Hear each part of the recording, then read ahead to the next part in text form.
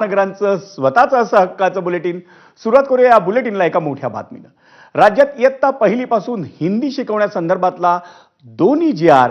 राज्य सरकारनं रद्द केल्यानंतर 5 जुलैचा ठाकरेंची शिवसेना आणि मनसेचा संयुक्त मोर्चा हा उद्धव आणि राज या ठाकरे बंधूंनी रद्द केला। पण त्यानंतरही दोन्ही ठाकरे बंधू आता 5 जुलैच्या विजय मेळाव्यात एकत्र दिसणार आहेत। ठाकरेंच्या शिवसेनेनं या मेळाव्याची घोषणा एक्स पोस्टमधून करून राजकीय तुतारीही फुंकली आहे। दरम्यान हिंदीच्या मुद्द्यावर 5 जुलैला एकत्र विजयी मेळावा घेणार असल्याचं राज ठाकरे आणि उद्धव ठाकरेंनी माध्यमांशी बोलताना सांगितलं।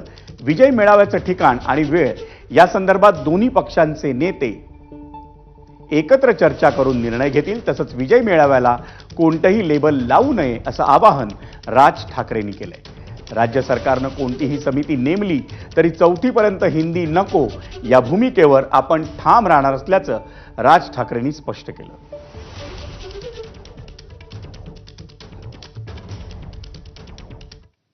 मंडळी, राज ठाकरेंनी नेमके कोणते मुद्दे मांडले आपण आधी ते पाहूया। हा जो निर्णय आला त्याच्यानंतर संजय राऊतांचा मला फोन आला होता आणि त्यांनी सांगितलं की आपल्याला काय करायचं पुढे। म्हटलं आपल्याला मोर्चा तर रद्द करायला लागेल आता। त्यांनी मला म्हणाले की आपण एक विजयी मेळावा आपण घ्यायला पाहिजे। म्हटलं घेऊया। म्हणाले मग 5 तारखेला आपण जाहीर केले तर 5 तारखेला घेऊया का? म्हटलं 5 तारखेला घेता येईल। म्हटलं आत्ता काही ठिकाण जाहीर करू नका। म्हटलं मी माझ्या लोकांची पहिल्यांदा बोलीन, चर्चा करीन आणि चर्चा केल्यानंतर म्हटलं मग आपण एकत्र मिळून ठरवू आणि मग त्याच्यानंतर बघू आपण 5 तारखेला काय करायचं ते। तर त्याप्रमाणे 5 तारखेला तर अजून काही ठिकाण वगैरे ठरलेलं नाही। मी माझ्या सहकाऱ्यांशी बोलीन, मग त्यांच्याशी बोलणं होईल, माझे सहकारी त्यांच्याशी बोलतील आणि मग त्याच्यातनं 5 तारखेचा मेळावा होईल। तो मेळावा जरी झाला तरी त्याला काही पक्षीय त्याला लेबल लावण्यात काही अर्थ नाही आहे, कारण हा खरा तर विजय हा मराठी माणसाचा विजय आहे आणि त्या दृष्टिकोनातूनच या मेळाव्याकडे पाहिलं पाहिजे आणि तुम्ही देखील बघितलं पाहिजे। मी आत्ता जी तुम्हाला भूमिका जी मांडलेली आहे याच्या अगोदर 1ली ते 5वी हिंदी चालणार नाही। ते जाधव येऊ देत नाही तर अजून कोणी येऊ देत।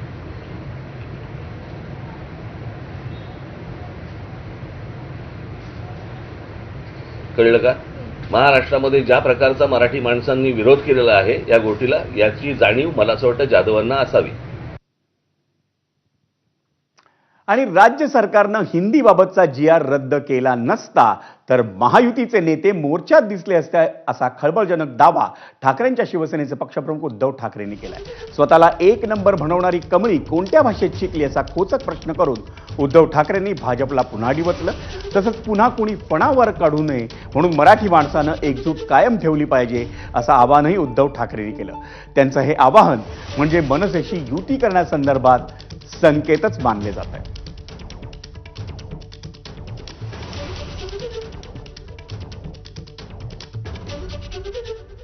मराठी माणसाची एकजूट ही आता झालेली आहेच, पण त्यांनी रद्द केला नसता तर 5 तारखेच्या मोर्चात आता सुद्धा येणारच आहेत।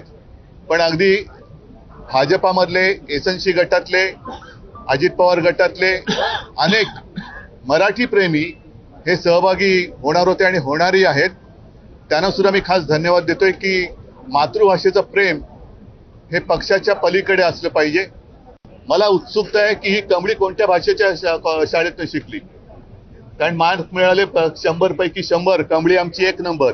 आता ही कमळी नेमकी कोणत्या भाषेच्या शाळेत शिकली, त्या कमळीवरती कोणत्या भाषेची सक्ती होती का, तिने 100 मार्क कसे मिळवले, का त्या 100 मार्कात सुद्धा ईव्हीएम तिने वापरलं होतं का, तर ती मला उत्सुकता आहे। त्याच्यामुळे कमळी आमची 1 नंबर म्हणणारे कोण आहेत त्यांना मला आता बघायचंय। या निमित्ताने सगळ्यांना मला सांगायचे की आपण जरा विखुरले आहोत असं वाटल्यानंतर मराठी द्रोही हे पुन्हा एकदा डोकं वर काढतात आणि हे डोकं काल आपण चेपलेलं आहे, चिरडून टाकले। हे पुन्हा यांचा फणावरती येऊ नये असं वाटत असेल तर परत संकट येण्याची वाट बघत बसण्यापेक्षा ही एकजूट ही आपण कायम ठेवली पाहिजे आणि या एकजुटीचं दर्शन हे येत्या 5 तारखेला आम्ही घडवल्याशिवाय राहणार नाही।